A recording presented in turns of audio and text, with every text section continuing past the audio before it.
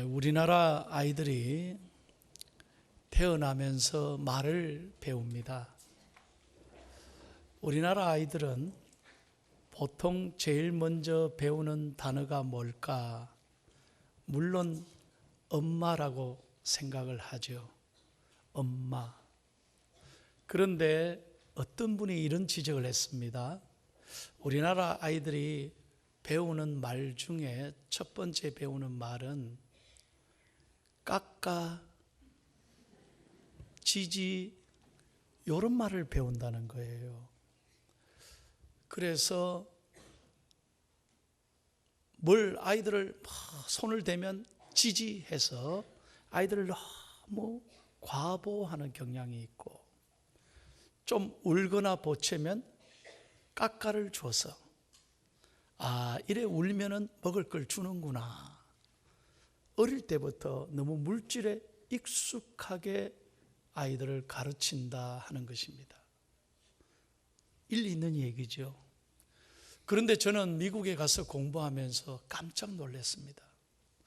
미국의 아이들에게 엄마가 제일 먼저 가르치는 단어가 뭘까? 땡큐입니다.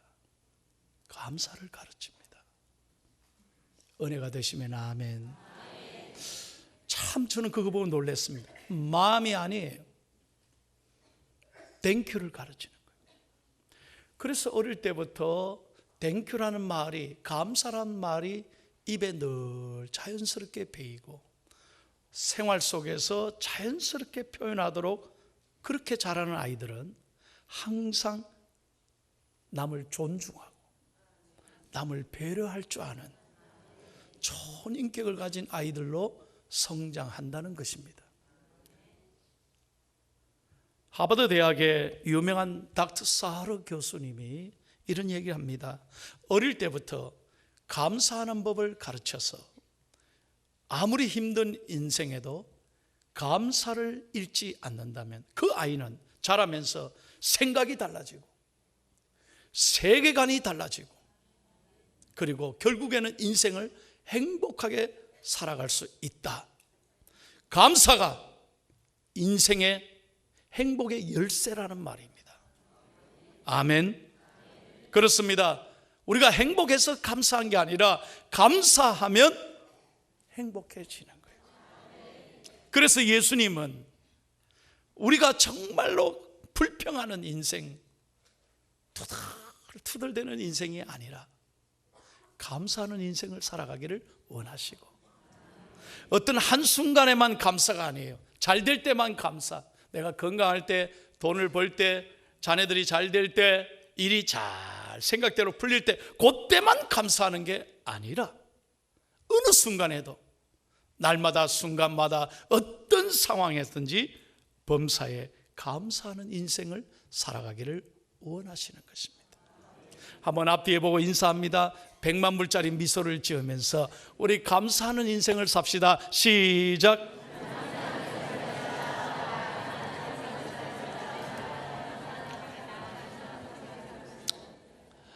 자, 그러면 우리가 언제 감사해야 되는가? 예수님께서 성경에 말씀하시는 감사의 시기는 언제인가? 한번 제가 몇 가지로 오늘 말씀을 드리겠습니다. 먼저 첫째로는 여러분 음식 앞에서 음식을 대할 때마다, 일용할 양식을 대할 때마다 정말로 하나님께 감사할 수 있기를 예수님의 이름으로 축복합니다. 한번 1번을 다 같이 시작. 음식 앞에서 감사해야 합니다. 아멘. 어떤 분은 그럴 거예요. 목사님, 하루 3끼씩 먹는데 매번 감사해야 됩니까? 아닙니다. 감사해야 합니다. 얼마나 이게 축복인지 아십니까? 여러분들이 잡수시는 이 음식을, 지금 지구상에는 이 한 끼의 음식을 못 잡숴서 굶어 죽어가는 사람이 너무나 많은 것을 꼭 기억해야 합니다. 2013년 UN 식량기구 FAO에서 통계를 했습니다. 지금 전 세계 70억이 넘지 않습니까? 도대체 굶어 죽어가는 기아 인구가 얼마나 되느냐? 70억 가운데 8억 4,200만 명이 지금 죽어가는데 먹을 게 없어 죽어간다. 여러분 8억 4,200만 명이라면 전 인구의 14%입니다. 구체적으로 얘기할까요? 7명에서 8명 가운데 한 사람은 지금 음식을 먹지 못해서 죽어가는 거예요. 너무너무 가난해서. 여러분들이 아무리 힘들고 어려워도 내가 한 끼 양식, 먹을 양식이 있다는 것에 대해서 정말로 감사하기를 바랍니다. 이 양식이 누가 주셨습니까? 하나님의 은혜인 거예요. 그래서 오늘도 내게 일용할 양식을 주신 하나님의 은혜 감사할 수 있기를 바라고, 오늘 이 양식도 먹지 못하는 굶어 죽어가는 수많은 사람들을 생각하면서 주님, 저들에게도 양식을 주십시오. 감사하며 그들을 위해 기도해야 될 줄로 믿습니다. 사랑하는 여러분, 감사하며 음식을 드시는 분하고 감사하지 못하고 아무렇게나 드시는 사람하고는 엄청난 차이가 있다는 거예요. 오늘 설교를 잘 들어보세요. 제가 설교를 상당히 연구를 많이 했어요. 미국의 의사죠. 닥터 존 자웽이라는 분이 이걸 평생 연구했는데, 감사하며 음식을 듣는 사람은 몸에요 놀라운 변화가 일어난대. 아무렇게나 그냥 이게 아니에요. 감사하고 기쁨으로 먹는 사람은 어떤 현상이 일어나느냐?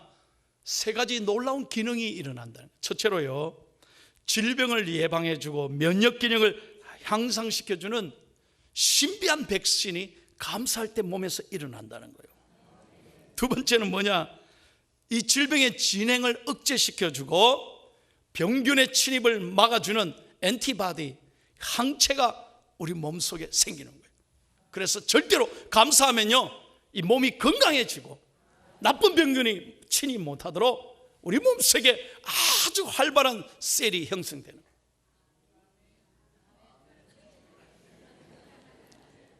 마지막 3번째는, 나는 이거 처음 들었어요. 우리 일종의 방부제 성분인데, 우리 위장내에 있는 음식이 부패되거나 발효하는 것을 억제시켜주는 이 안티셉틴이라고 하는 효소가요, 썩는 것을 막아주는 안티셉틴의 효소가 감사할 때 우리 몸에 이렇게 생성된다는 거예요. 좀 감사 좀 하이소. 여러분, 하나님이 주신 것 감사하기를 예수님의 이름으로 축복합니다. 두 번째로, 작은 축복 앞에서도 예수님은 감사하셨어요. 작은 축복 앞에서. 자, 2번을 같이 크게 시작. 아멘. 예수님은요, 아주 아무것도 아닌데 감사했어요. 대표적인 예가 뭡니까? 오병이어의 기적입니다. 여러분, 수많은 사람들이, 남자 5,000명, 다 애들, 어른, 여인들 합하면 2만 명이 저녁이 되니 배가 고파져. 저들을 뭘로 먹일까 하는데 먹을 것을 찾으라 했는데, 한 제자가 어린아이의 도시락 그것을 가지고 오지 않습니까? 아이고 주님, 이것밖에 없는데 어떻게 해요? 그게 오병이어예요. 보리떡 5개, 물고기 2마리. 그건 아무것도 아니에요. 그냥 어린아이 도시락 한 입에 넣으면 끝나는 거예요. 그런데 그걸 놓고도 주님이 어떻게 하셨습니까? 이걸 가지고 왔냐고 야단치지 않았어요. 여러분, 마태복음 14장 19절 주님이 어떻게 하셨습니까? 다 같이 읽겠습니다. 시작. 무리를 명하여 잔디 위에 앉히시고 떡 5개와 물고기 2마리를 가지사 하늘을 우러러 축사하시고 떡을 떼어 제자들에게 주시매 제자들이 무리에게 주니 아멘. 그거를 하나님 앞에 감사했다는 말이에요. Thanks to give God. 아니, 도시락밖에 안 되는데 그 작은 것 가지고 뭘 하겠다고. 그러나 하나님은 그 작은 것을 감사하는 예수님의 기도에 응답하셔서 수만 명을 먹이시고 오히려 광주리에 차고 넘치는 복을 주신 줄로 믿습니다. 잘 들으세요. 여러분, 우리는 큰 작은 것만 귀하게 여기고 잘 될 때는 누구나 감사할 수 있어요. 그러나 아무것도 아닌 것, 힘들고 어려울 때도 작은 것에도 감사할 때 하나님은 그 감사에 감동을 받으시고 복을 주시는 줄로 믿습니다. 작은 것에 감사하세요. 없는 것 때문에 속상하지 말고 작은 있는 것부터 감사하면 하나님이 더 큰 것으로 주시는 거예요. 오늘 여러분들이 일어나셔서 내 힘으로 옷을 갈아입고 내 스스로 세수하고 차를 타고 걸어서 이 교회에 오셔서 내 두 발로 오셔서 예배 드릴 수 있다면 이것이 얼마나 하나님 은혜에 감사한 거예요. 없는 것 속상하지 말고 내게 주신 이 은혜 감사하는 거예요. 그래서 스펄전 목사님은 이렇게 말했습니다. 한 자루의 촛불을 인하여 감사하는 사람에게 하나님은 별빛을 주시고, 별빛을 인하여 감사하는 사람에게 하나님은 달빛을 주시고, 달빛을 인하여 감사하는 사람에게 하나님은 햇빛을 주시고, 햇빛을 인하여 감사하는 사람에게는 햇빛도 필요 없는 영원한 천국을 주신다. 할렐루야. 아주 감사는요, 작은 것부터 감사할 때 큰 은혜를 하나님이 주시는 겁니다. 우리에게 영원한 본향, 영원한 천국을 주신 것을 여러분 감사할 수 있기를 바랍니다.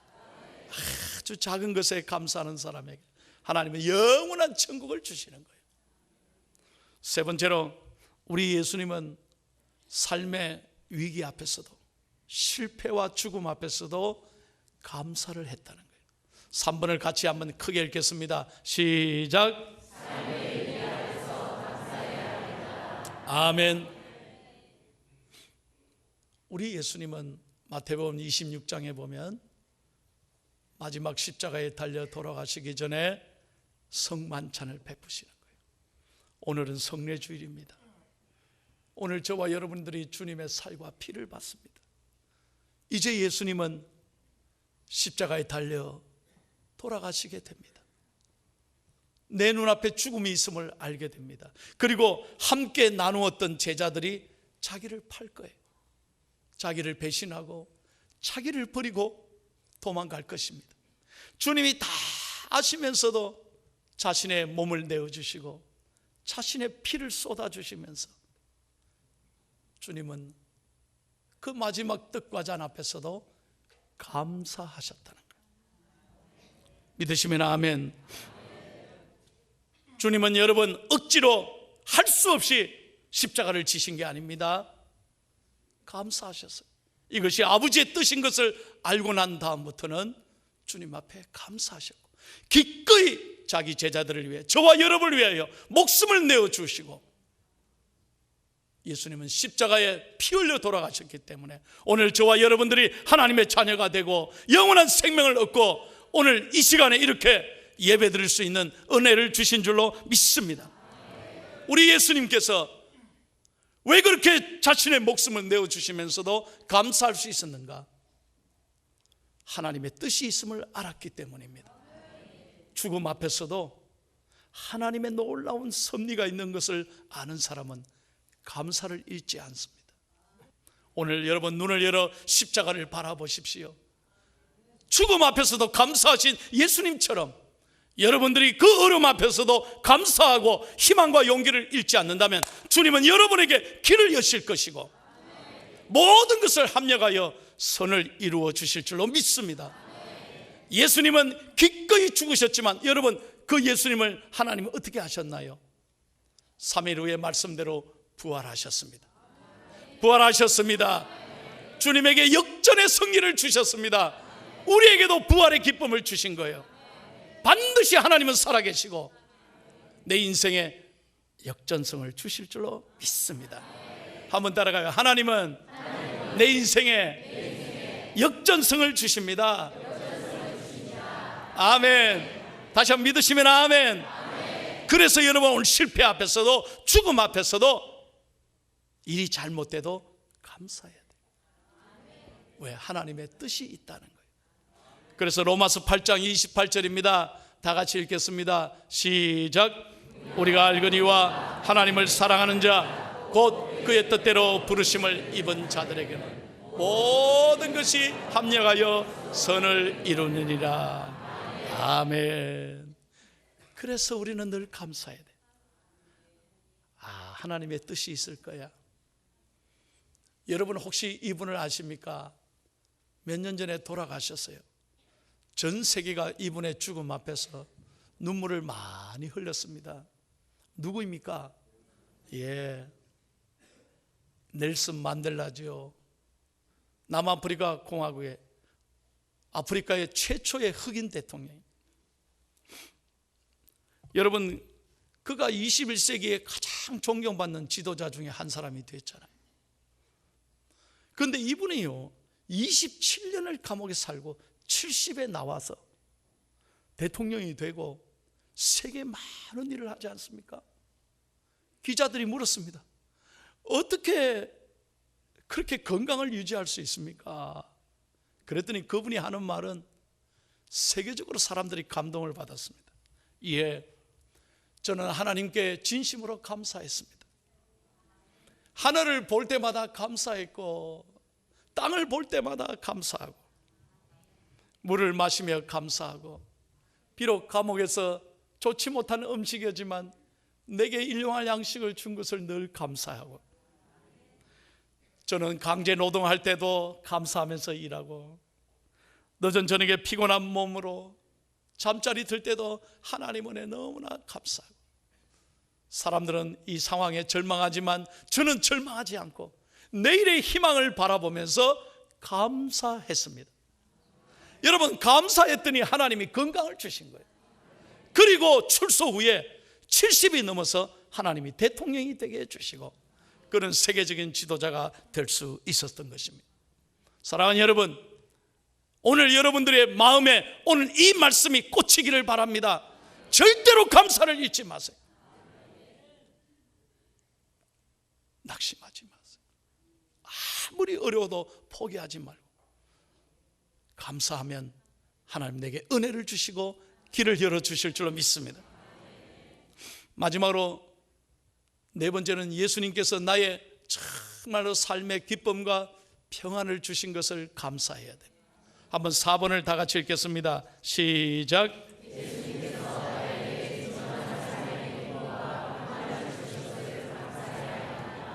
아멘. 여러분, 지난 한 주간도 참 수고 많이 했습니다. 누구에게 내 마음을 얘기할까요? 누가 내 마음을 알아줍니까? 사람에게는 안 돼. 사람에게는 안 돼요. 오직 하나님밖에 없어요. 하나님이 나의 피난처이신 줄로 믿습니다. 그래서 예배가 중요해요. 예배는 주님 앞에 안기는 거예요. 주님 앞에 내 모든 걸 내려놓을 때 주님은 나를 아시고 나를 만져주시고 나에게 희망과 용기와 평안과 기쁨을 주실 줄로 믿습니다. 세상에 가봐요, 만족한 게 어디 있습니까? 세상에 어디 가요 기쁨을 얻습니까? 주님밖에 없는 거예요. 여러분, 우리의 삶의 이상규류가 흔들릴 때가 있어. 내 인생이 흔들릴 때가 있어. 어디 가야 피난처가 있습니까? 어디 가야 내 마음을 맡기고 내 모든 걱정을 맡길 수 있습니까? 다른 데는 안 돼요. 사람에게는 안 돼요. 오직 예수님께 나와야 돼요. 예수님께 기쁨이 있어요. 예수님께 평안이 있어요. 수고하고 무거운 짐진 자들아 다 내게로 나오라. 내가 너희를 쉬게 하리라.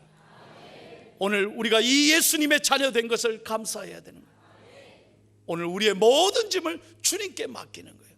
주께로 나올 때 진정한 자유함이 있고 기쁨이 있고 만족이 있고 평안이 있는 줄로 믿습니다. 이제 이 말씀을 드리고 설교를 마치겠습니다. 어떤 초등학교 아이가 교회를 나왔습니다. 이 아이는 어릴 때부터 교회를 나왔는데 부모님은 교회를 안 나왔어요. 근데 부모님이 아이는 교회에 다니는 걸 허락을 했습니다. 그래서 교회에 나와서 은혜 받고 이 아이가 아빠 엄마가 꼭 교회 왔으면 좋겠다, 그런 소원이 생긴 거예요. 그래서 이 아이는 아빠 엄마 만나면 아빠 엄마 교회 가셔야 돼요, 저랑 꼭 교회 가요. 아이 그래 이 다음에 갈게. 아빠가 너무 바쁘잖아. 아니에요. 아빠 엄마 구원 받아야 돼요. 꼭 교회 가셔. 그래 다음에 갈게. 너나 잘 다녀. 내가 시간 되면 갈게. 그러고 미뤘다는 거예요. 근데 이 아이가 초등학교 4학년 때 학교를 마치고 나오다가 집에 가다가 그만 차량에 치여서 생명을 잃었어요. 이 아이가 죽었어요. 갑자기 졸지 이 아들이 죽은 거예요. 아버지 어머니가 막 가슴이 무너지죠. 귀한 아들을 잃었습니다. 장례를 마치고 집에 돌아와서 아이 방에 들어가서 통곡을 합니다. 아들이 입었던 옷, 아들이 가지고 놀았던 장난감, 아들이 읽었던 손때 묻은 책들을 다 보면서 아버지는 통곡하면서 우는 거예요. 한참을 울다가 보니까 책상 위에 뭐 노트가 하나 있어요. 그 노트를 펴보니까 아이의 일기장이에요. 그래 아이의 일기를 읽는데 세상에 아이가 뭐라고 일기를 썼느냐. 하나님 우리 아빠 엄마 꼭 예수 믿게 해주세요. 하나님 엄마와 아빠가 예수 믿기 위해서 내가 죽어야 한다면, 엄마 아빠가 예수 믿기 위해서 내가 죽어야 한다면 나는 죽어도 좋아요. 아이가 이렇게 썼더라니까. 내가 죽어서라도 엄마 아빠 예수 믿게 해주세요. 아버지가 이 글을 읽고 이 편지를 읽고 이 일기를 읽고 너무너무 가슴이 메어지는 거예요. 도대체 예수가 무엇이간데 이렇게 나를 위해서 기도하고 내 구원을 위해서 기도했구나. 아버지가 큰 충격을 받습니다. 아들의 유언과이었죠. 그리고 마침내 그는 그날 밤 통곡하며 울면서 자신의 잘못을 회개하고 그 주일날 교회에 나옵니다. 처음으로 교회에 나와서 예배드리면서 예수님을 영접하고 목사님의 기도를 받고 회개를 하고 하나님의 자녀가 됩니다. 그 아버지가 여러분 목사님이 되셨습니다. 아세요? 누군지? 몇 년 전에 돌아가셨습니다만 우리나라 교회 역사에 가장 존경받는 아버지가 목사님이 되셨습니다. 그분이 누구냐? 고 김중곤 목사님이십니다. CCC의 한국의 총재고 전 세계의 부총재 되셨죠. 여러분 평생을 대학생들의 복음화를 위해서, CCC를 위해서, 아들이 그렇게 죽어가면서 아버지의 영혼을 위해 기도했던 그 기도를 평생 가슴에 안고 목사님은 평생 젊은 대학생들에게 복음을 전하는데 인생을 건 목사님이 되셨습니다. 저는 그분의 딸이 저희 교회 권사님이었기 때문에 내가 너무나 잘 알고, 저도 대학교 때 이분의 설교에 큰 은혜를 받고 저의 인생을, 저의 목회를 주님 앞에 드리면서 오늘도 그분이 가졌던 꿈과 비전, 전 세계에 그리스도의 계절이 오게 하자고 하는 이 놀라운 슬로건을 저도 오늘 가슴에 안고 목회를 하고 있는 것입니다. 사랑하는 여러분, 여러분 안에 예수 그리스도가 계심을 감사하시기를 바랍니다. 오늘 주님의 살과 피를 받으면서 내가 구원받은 것이 얼마나 감사한가. 우리는 세상의 마음을 다 빼앗기고요, 이거 잊어버리고 사는 거예요. 내가 구원받은 것이, 하나님의 자녀된 것이 얼마나 기적인가를 감사하기를 바랍니다. 그리고 이 복음을, 이 생명을 다음 주일날 그 누군가에게, 우리가 작정한 그분에게 꼭 전하셔서 예수님의 사랑을 나누는 행복한 주일이 되기를 존귀하신 예수님의 이름으로 축복합니다.